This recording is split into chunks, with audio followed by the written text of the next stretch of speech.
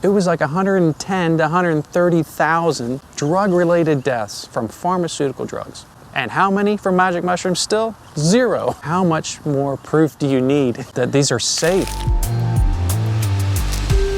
Today we are talking about micro and macrodosing of psilocybin mushrooms. I'm here with Cotter. We have a lot of history together. We've been working on and off through Untamed Science for over 10 years, so I'm pretty excited to get to spend more time now chatting with him specifically about mushrooms, which I have a newfound interest in particular because of the health benefits that they offer. Trad runs a retreat with Irene, who we're also talking with here on the podcast, called The Blue Portal. He also is an expert grower. He probably has, well, this is my opinion, the best book on growing medicinal and functional mushrooms, even better than the Paul Stamets book. That's why he wrote it. You can pick that up. I'll leave links to all of this down below, but let's go ahead and get into it.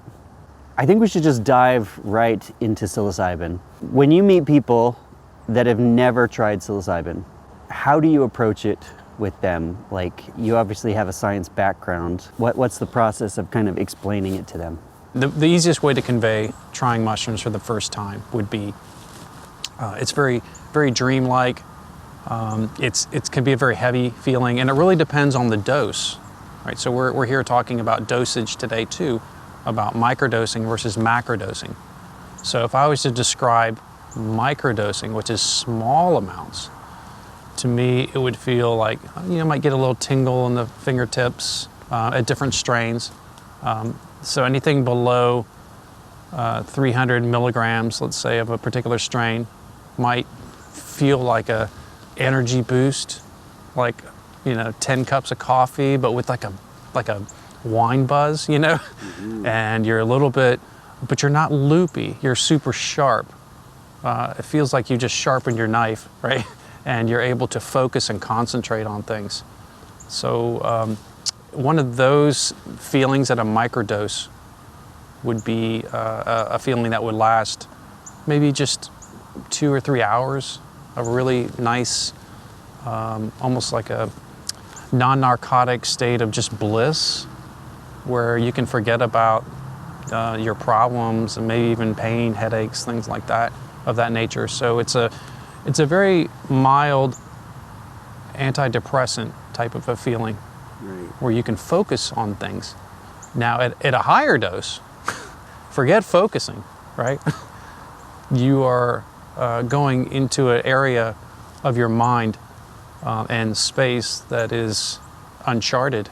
Right. And some people need a guide for that, and that's what we do.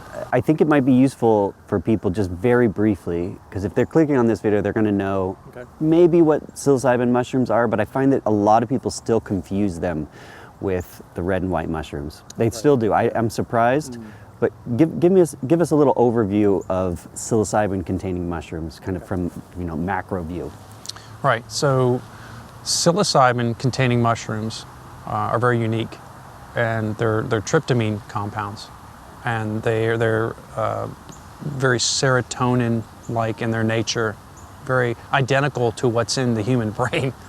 Taking psilocybin is much like being in a dream state, very deep, hypnotic dream state, where you really don't feel like you're in control of that dream.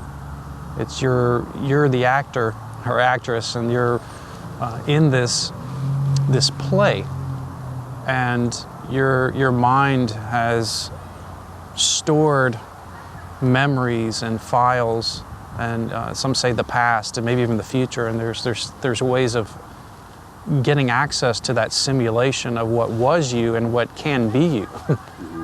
And it's an amazing experience that your psilocybin in your brain is activating and connecting all these nodes, these parts of your brain that have never been connected all at once like that. And it's like all the wires of the switchboard just plugging in everything: sight, smell, memories, touch, all these sensations, all just crossed wires. So you get access to new information that you might not have thought about before. You might see things at a different angle. And it's good for problem solving. It's good for creativity. It can draw up past experiences that are trauma, that are, can be viewed as negative. And that's what we get a lot at the Blue Portal at the retreat. You say, oh my gosh, I have this anxiety because I'm afraid to remember. Or what if this comes up? I've been fascinated learning about all of the research that's coming about.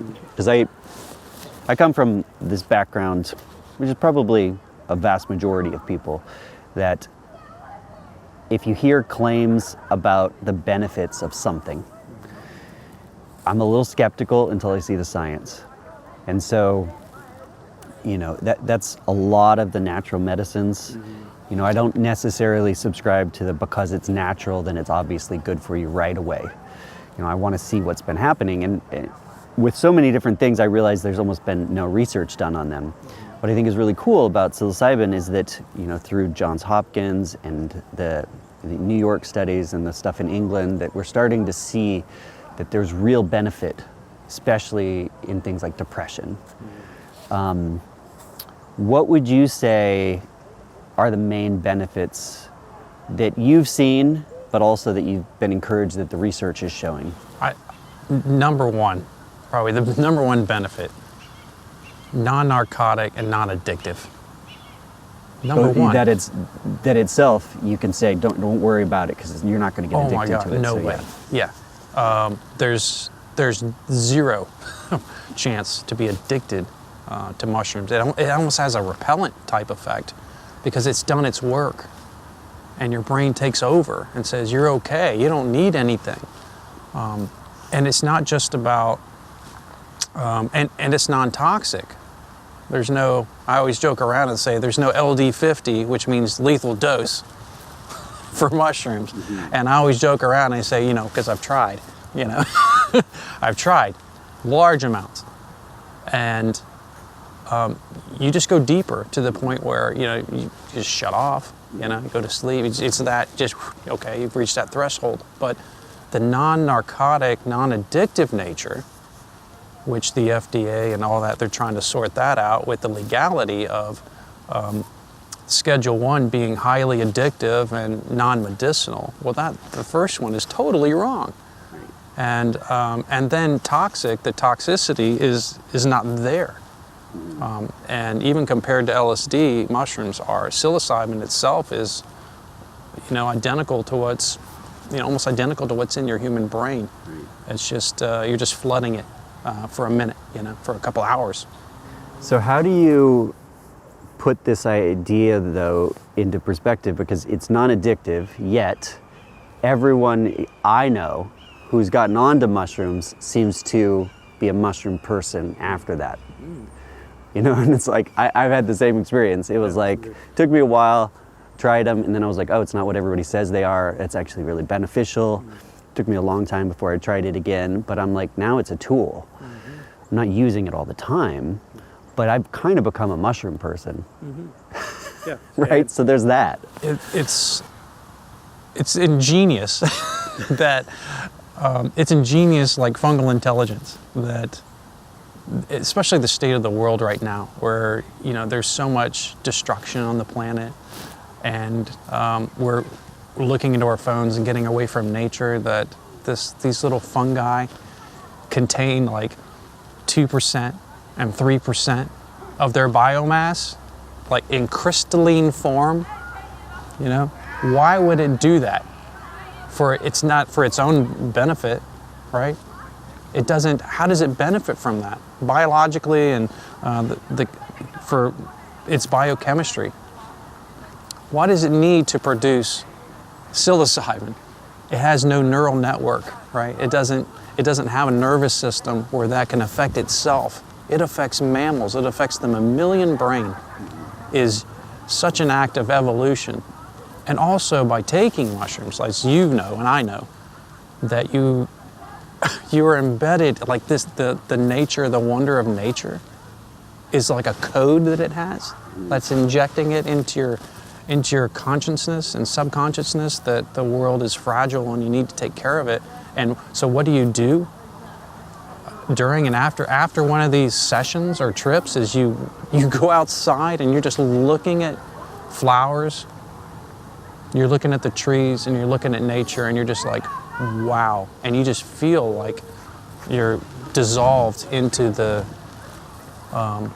code of everything. Like everything is, I hate to say it, like zeros and ones. You're just pulled into that matrix. Yeah. Feeling. I feel like the Matrix was probably written by people who were using some sort of psychoactive compound. Yeah, red pill, blue pill, Yeah. and Avatar. Yeah. You think about that, and you know, there's messages there that bonding with nature and protecting it. And it's interesting that, you know, we're in this phase of extinction and of species and fungi. Everyone that takes mushrooms become mushroom people. And they start looking at mushrooms, and they start looking at the relationships between fungi and plants, and then it just becomes a much deeper meaning to protect, to get involved, Right. And eat more mushrooms, and then this is an interesting one, is to talk about it and to spread it, like infect it. So I describe it like a virus with shoes. You know, like the comedian Bill Hicks was talking about. It's like, we're a virus with shoes, but a beneficial message, right? We were talking about what are the benefits of psilocybin-containing mushrooms. I think what I was kind of focusing on from a human health perspective, what are the things that you've found has helped people, right? It's good that it's not addictive. Yeah. You know, we highlighted that because that just sets it up that it's safe. And I think people need to know that before they're doing something. What would you say are the kind of the, you know, top 3 or 4 leading things that you think it's helped with?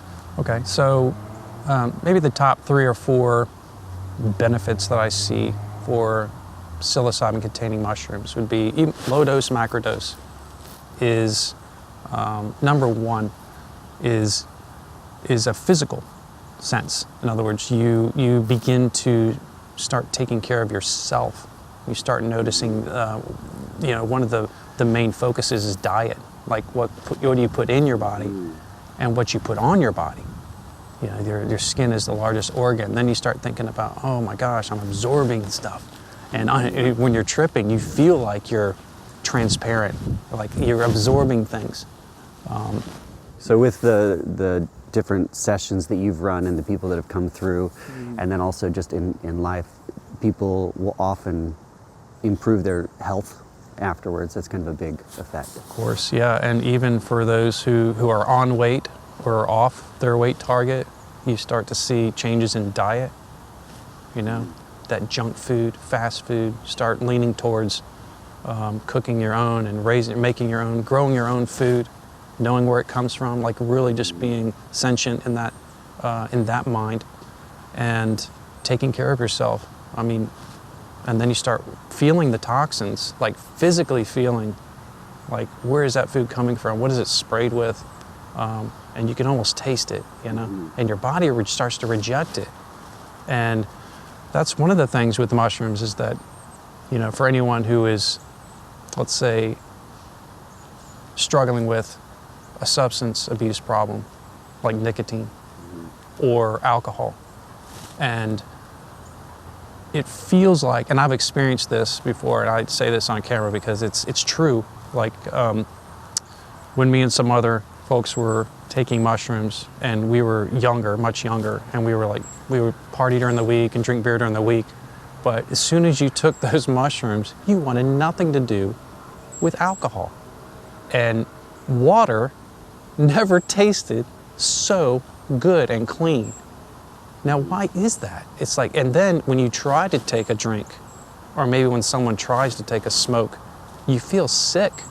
Your brain is physically making you feel sick.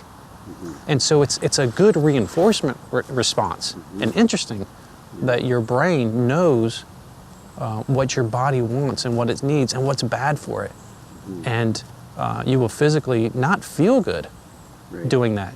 And so But it's a feeling that lasts for days and weeks, and some say even months, that you can calibrate and wean yourself off of something like that.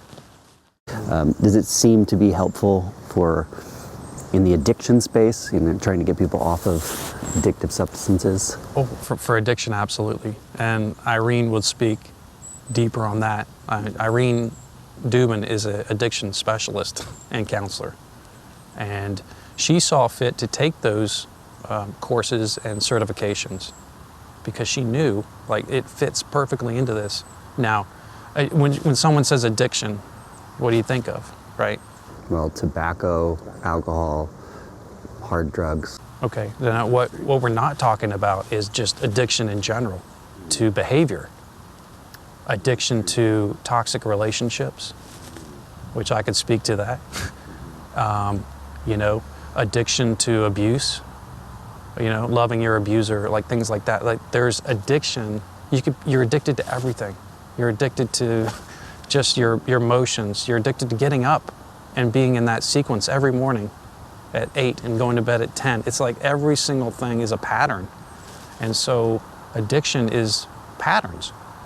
And breaking those patterns is very difficult.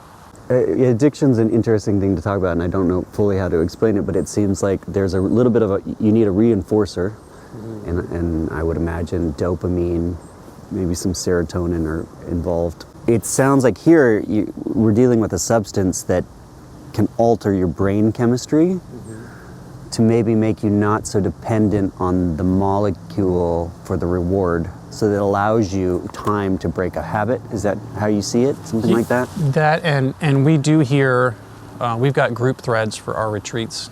And just yesterday I heard Irene was reading one of the ladies' responses to her addiction problem.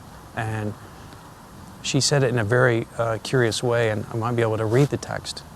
But she said, before I used to not notice it, and now I catch myself noticing it, like, oh, I've had one drink, now I'm having two. It's like now you catch yourself. And I'm noticing it, and therefore by noticing it, I can put a stop to it or not feel like I need to.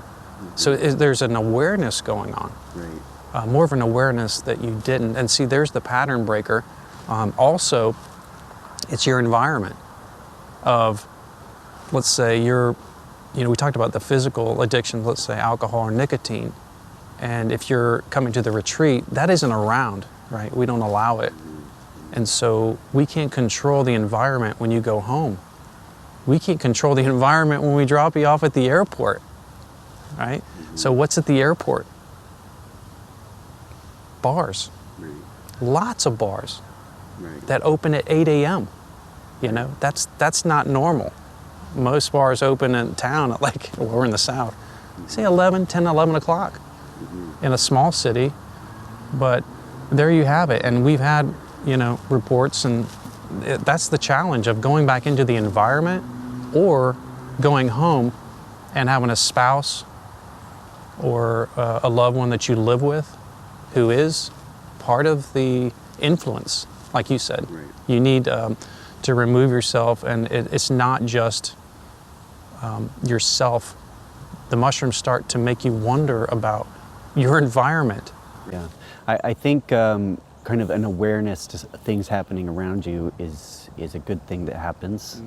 I noticed, we were talking about alcohol, I don't have an addiction to alcohol, but then I realized at some point right after I took the mushrooms that I was having a glass every night, a glass of wine. I think I thought that was really good for me, which, that could be controversial, but often it was 2 glasses, and then when you add that up over the course of the week, it's a lot. But what happened was that for some reason, it wasn't even me deciding, oh, I don't want to do that because I rationally know that it's bad. I just couldn't drink a glass afterward. I mean, I could drink a little, but I didn't want to finish even a whole glass. And so there was something in my body that it suppressed any of the maybe dependency that I had, or the urge to use that to separate. So I thought that was fascinating. I tell you what's fascinating is that you could do psilocybin mushrooms like yesterday, and then you could sit here and objectively say, I don't want to drink because it's not serving me well. And then let's say 6 months from now you're drinking again, but then your brain can like turn it off, just like that. And I've been through stuff like that. You know, and this is a good testimonial to psilocybin, is that my mom died of ALS right in front of me. Like, it was very traumatic. I still probably need to work through that with more mushrooms. But before, like as she was just suffering and passing away, like just withering away, I was in a relationship, and that person was a smoker, right? So kind of in this strange, I wouldn't even call it bonding, but kind of just to numb myself down. And I would say I'm allergic to nicotine. And if I even smoke like a little bit of a cigarette, it's like I smoked marijuana, like weed. It like makes me high and I can't walk. So I would smoke. Like, why? And I knew, I know it. Cigarettes are bad for you. They're so bad. And I did it anyway, right? Because it was just something to do. Or maybe I didn't care. Maybe that's the depression part. Like, oh, my mom's dying. I don't just care. Who cares? And I didn't feel like I was doing the damage. What was really interesting is that I didn't even have to take mushrooms to stop. I was just around other people who were doing it. And I felt that click. And when this other person was on nicotine patches and gum and, you know, working through it, and nothing was working, and they're still smoking today, 2 years ago. I did it overnight without thinking about it. Just poof, gone, out of my life. Interesting mechanism, huh? Yeah. Yep. All right, let's talk about depression and the use of magic mushrooms. I've heard that the Johns Hopkins study had, when they gave about 5 grams of magic mushrooms, they were using synthetic obviously, that after 6 months people reported about 80% still free of depression. And that's a high rate. So on your retreats, are you giving people high doses like that to try to, and have you seen it helping with depression, or are there other doses that you recommend? All right, so when we start looking and reviewing every case is different, and so then we started getting into dosing for depression and really trying to figure out the root cause of the depression. And sometimes we don't know. In other words, the mushrooms kind of that the default mode is gone, so things will come up that we and the participant were unaware of. In other words, it could, we've done single sessions. Yes, we do high dose. I don't think we've ever started anyone lower than 2 or 2.5 grams of a particular strain that we're familiar with. And so we know by cultivating that particular strain, and it's clonal, so we know one to the next, it's very reliable and predictable. And we might give someone else 5 grams or even 7 grams. And it really depends on that individual, not so much the body weight, but it could be that they have been on SSRIs or different antidepressants, different drugs that have suppressed or could suppress the effect of psilocybin. Okay, so if they're on antidepressants, then usually you're giving a higher dose because it mutes the effect often. Well, depending on the... Yeah, and Irene will speak on maybe on that, because let's say if someone comes in clean who hasn't ever used an antidepressant, that's ideal, because your brain hasn't been cauterized in any way. Those receptors are hot, and it seems that the long or prolonged use of antidepressants will cauterize those receptor sites in a way that, yes, a higher dose is needed, and a higher dose, it might not even be effective. And we've been in some cases where we've given 7 grams, 10 grams, and they're just sitting there like nothing happened. Like, when is it going to kick in? And so the dosing for depression, let's get back to that question. So dosing for depression, such as the Johns Hopkins model, we've seen mixed results because of the type of trauma that is undergoing the treatment. So and that's a question I ask, and people ask when they come to the retreat, oh, so what will I be getting? Like, what's the dose? I said, it depends on how, we have those discussions. Irene she does a preliminary assessment and therapy session to really try to figure out where this person needs to be on their dose, right?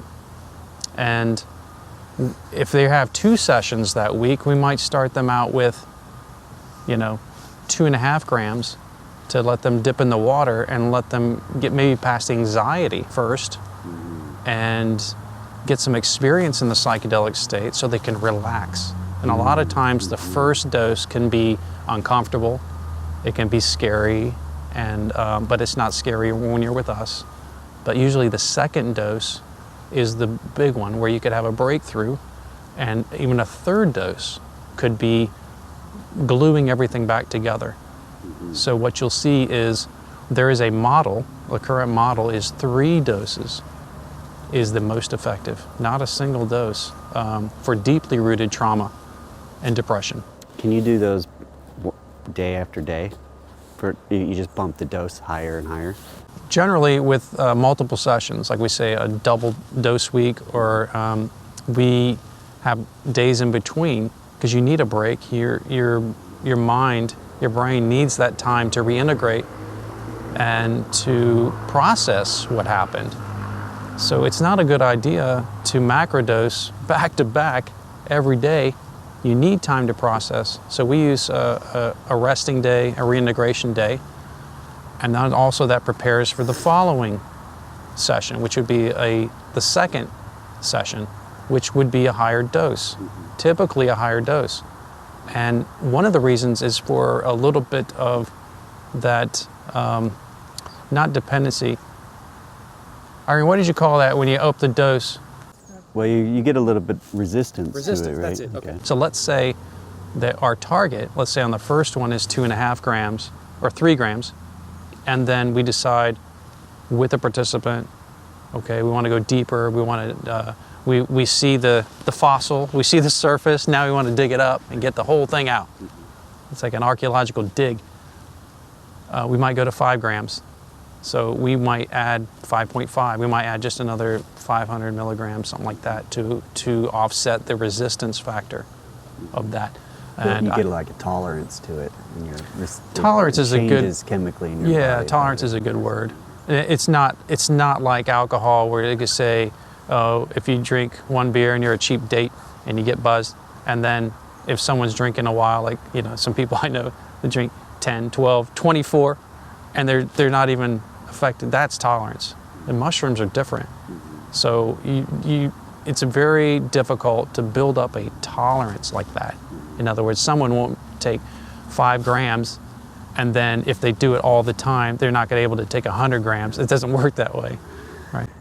Well, and it's probably good that mushrooms are like this, because then you can't get addicted to them and do it every day, so to speak. But when I was curious, and maybe while we're on this, if you microdose before you go into a big session, how much time off do you need to be able to have, does that affect it? In other words, like caffeine. Yeah. Like if you have caffeine every day, caffeine's just bringing you back to normal practically, to some degree. I mean, you get a little boost, but you're not getting, like, if you've never had caffeine and then you drink coffee, you're off the wall. Most of that would be anecdotal, because there's no research or studies on, let's say, microdosing. If you do it every other day or a couple of days off, but if you were doing it, maybe that's your baseline, of 500 or 300 milligrams, that you would increase your dose by 300 just to offset that 3. Well, and the Would make reason I sense. ask is I've had a lot of people ask, well, should I microdose or should I just take full doses? And if I microdose, is that going to make it so I can't have the full experience? You see what I mean? That almost makes sense to me. It's like you want to be at it fresh. Right, and there's if you can bring your baseline to 0, that would be ideal for a couple days, especially with microdosing psilocybin or anything. For the antidepressants, it's recommended that you would, with your doctor, taper off those types of drugs a month ahead, as much as you can, to get your baseline to 0 and to make those receptors hot again.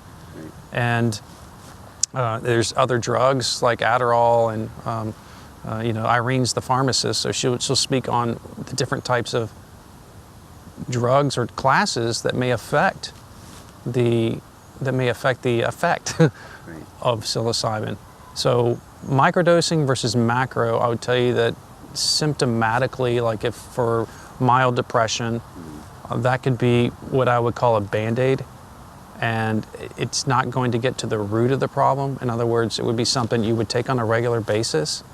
I recommend the macrodose for that, what I call the root canal. In other words, the tooth or your mind, the trauma is still there, it's hurting. The microdose might numb it down for that day, but it's going to be there tomorrow and the next day. And the real magic and the beauty of psilocybin and a macrodose is to really get down and dig out that root, like what's rooting around in there, like what's festering. Let's dig it up, get a look at it, and let's see how we can fix it. Yeah, and that sounds appealing, but also scary for people. Because if you've got things that you know that you're able to survive day to day, Okay. but you've got some issues, like the idea of let's hit those issues and dig it out, like people are like, maybe I'll deal with that first, then I'll do the mushrooms. Here, I got a good analogy. It sounds so scary saying it like that. I got a good analogy. All right, take your car in to get the oil change, and where they say, "Oh my God, we found this, we found that," and it could be like this. I remember certain things about my life, that were traumatic, but when you take mushrooms and psilocybin, all of a sudden you have this. Other things can come up, and it can be uncomfortable. It can be scary, but the fact is that physically your body's there, you're coming back with that knowledge of it happening. So we do have that could be a very common reaction is I'm scared because I don't know what's gonna come up, right? And I think if people understand, but by taking those, you could say, listen, it's okay.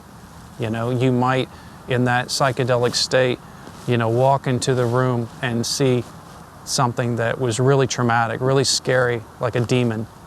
And you just have to, you can take this demon and just cut it out, get rid of this, feeling, that demon that's in your life. You can ask it, tell it to leave. Like, it doesn't serve you anymore. Like, why is it there? And so there's many different ways of navigating the psychedelic space, and that's what we're there for. We're like the GPS. We give you these ideas to help you construct this space to make the best of it and come out of there. And we would hope that one dose would help and benefit, just like the Johns Hopkins study. Right. What we're finding is it could be 2 sessions or even 3 for it to be effective, and your brain is going to be elastic for weeks and months, and you're going to be integrating for a long time. Like I said, you can remember these trips. It's not like being buzzed or on anything else where you black out or forget. You remember everything. So before we go, I think I really want to hear more about why you started doing this, because you're a microbiologist. You've focused on mushrooms and growing. You've had like a whole career of growing amazing mushrooms, and you've learned all the techniques.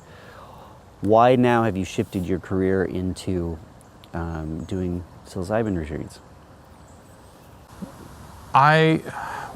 you know, to switch from cultivation, not to say that I've been there and done it, but to me it's more stimulating and rewarding of a passion, more of a passion than a career choice, is that, like I said, when we are around the participants, it's overwhelming.